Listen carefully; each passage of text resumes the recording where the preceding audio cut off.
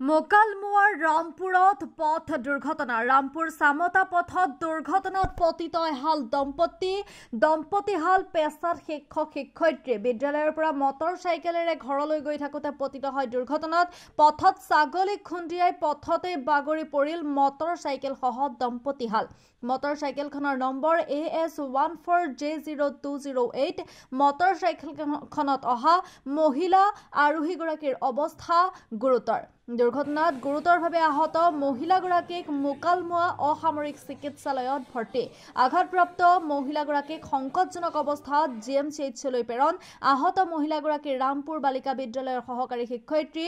জ্যোৎস্না নাথ আনগৰাকী দিনেশ বৈশ্য বুলি জানিব পৰা গৈছে দুৰ্ঘটনাত পতিত দম্পতীহালৰ ঘৰ বৰক্ষেত্ৰীৰ বৰ্ণিবাৰীত পেশেন্টটো আমাক ইমাৰ্জেন্সি লৈ আহিলে পেশেন্টটো আপোনাৰ এই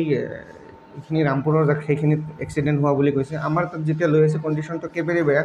আনকনচিয়াছ হৈ আছে ইয়ত আছে আমি যিখিনি